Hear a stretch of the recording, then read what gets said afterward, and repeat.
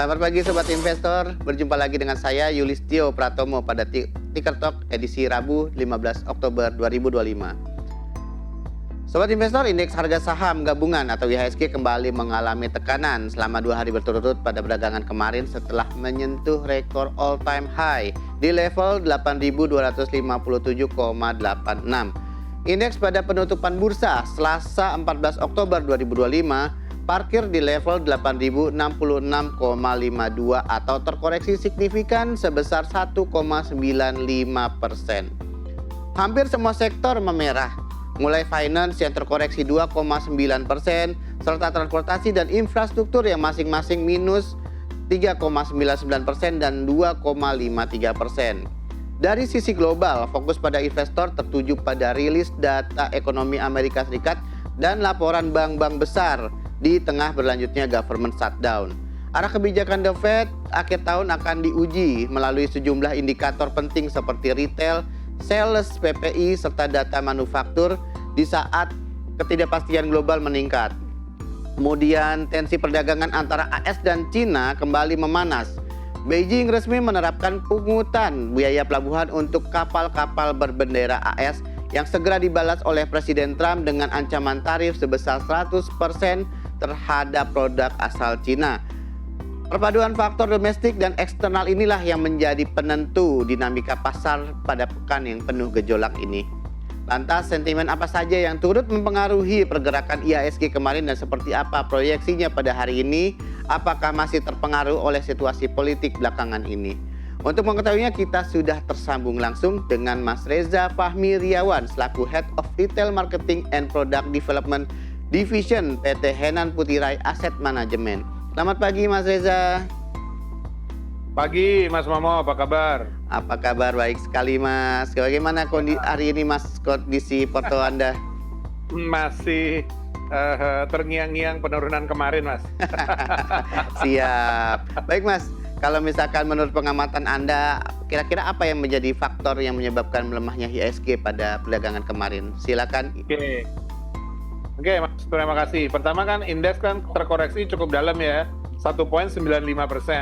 Jadi ini menurut saya kita melihat bahwa ini bukan sekedar aksi profit taking. Jadi ada tekanan dari kombinasi faktor eksternal dan domestik juga. Dari luar itu investor global sedang mencermati dampak lanjutan dari government shutdown di Amerika. Dan juga seperti kita ketahui di akhir minggu lalu ketegangan dagang kembali memanas antara Amerika dan China terkait penaikan tarif perang dagang.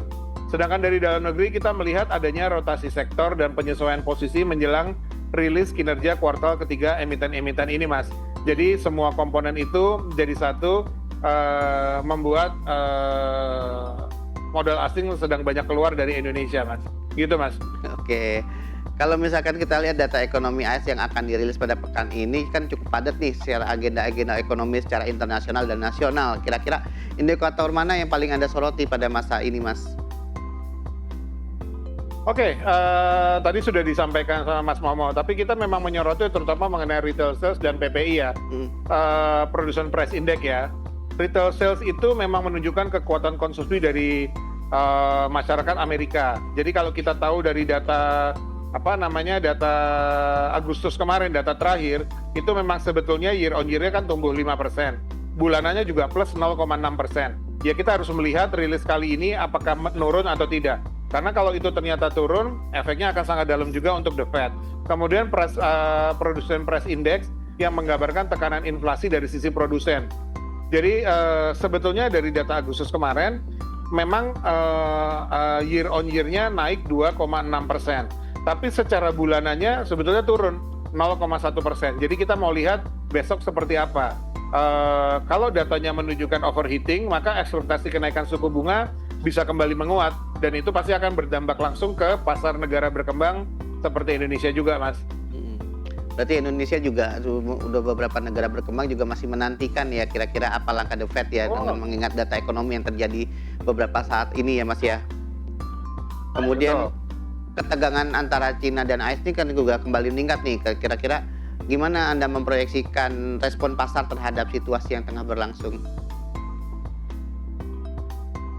Wah, pasar cenderung reaksinya negatif ya terhadap eskalasi geopolitik. Jadi pungutan pelabuhan dari China dan ancaman tarif di Presiden Trump itu bisa memicu kekhawatiran terhadap rantai pasok global. Sektor teknologi sama logistik itu yang menjadi yang paling rentan. Jadi investor saat ini tuh akan cenderung menghindari aset berisiko dan mencari sektor yang lebih defensif. Di luar itu juga pasti mereka akan berburu untuk mencari safe haven. Makanya emas juga rally terus nih Mas. Gitu. Iya, emas rally mulu ya, nggak bakal berhenti rallynya. Sampai kemarin di atas 3.100. 4.100 maaf. Oke, kira-kira dengan volatilitas yang terjadi di pasar global saat ini, akankah berimbas signifikan terhadap IHSG dan arus modal ke asing ke Indonesia? Apakah mungkin dari obligasi Indonesia masih menarik, atau kan mungkin ada hal-hal yang lain yang bisa menarik asing ke Indonesia, atau mungkin melepaskan investasi mereka di Indonesia? Oke, singkat aja, sebetulnya volatilitas global itu pasti potensinya menekan indeks ya Mas, karena mereka mempercepat arus keluar modal asing. Tapi memang kita harus lihat juga bahwa Indonesia itu sekarang memiliki daya tarik tersendiri dari sisi yield dan stabilitas makro. Kita lihat itu dulu. Nah, tapi yang perlu kalau kita lihat dana asing, kita sebetulnya melihat bahwa di pasar saham khususnya itu domestik itu sudah menguasai. Kalau saya tidak salah data per Oktober kemarin kita tuh sudah ada sekitar 62%. Kalau ini sekarang asing banyak keluar, sebetulnya domestiknya akan tambah juga. Tapi tadi kalau kita bicara lagi soal obligasi, memang obligasi saat ini kita bicara global ya, secara keseluruhan ya.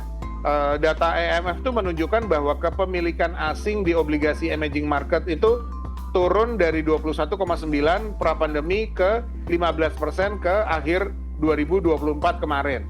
Sedangkan tahun ini setiap negara emerging market itu berlomba untuk menaikkan porsi pembelian asing di obligasinya masing-masing.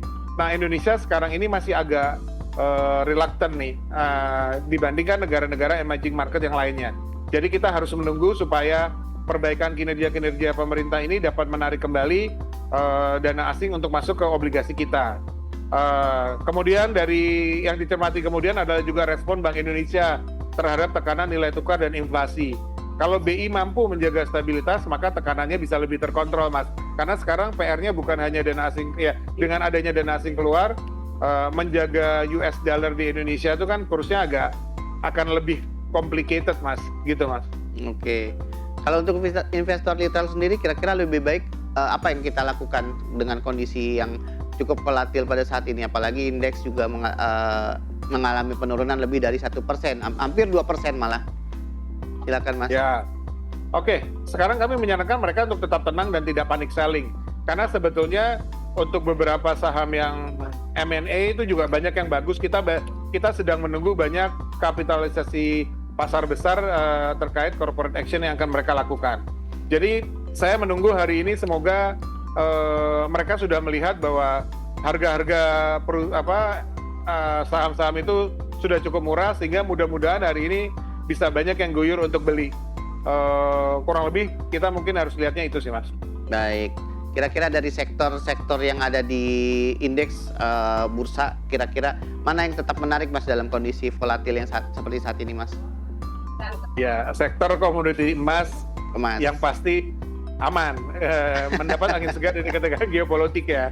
Oke. Ya itu masih oke lah. Kalau yang lainnya sih telekomunikasi itu juga oke. Logistik dan transportasi sudah mulai adaptasi ya. Tapi memang masih belum, karena kalau nanti ada ketegangan yang kita bicara perang dagang, banyak yang harus direlokasi. Tapi kita masih melihat mereka bisa naik sih Mas. Gitu, mudah-mudahan. Cukup menarik sih ya, terutama transportasi ya. Kemarin waktu kenaikan hampir HTH kemarin sempat menguat beberapa kali ya. Ya, betul.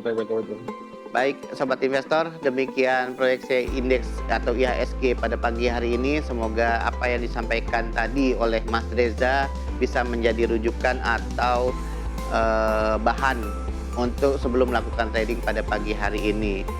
Tapi patut diingat bahwa segala keputusan pembelian atau penjualan saham sepenuhnya berada di tangan sobat investor pribadi. Untuk itu saya, Yulistio Pratomo, izin undur diri. Selamat pagi dan selamat beraktivitas. maju terus pasar modal Indonesia.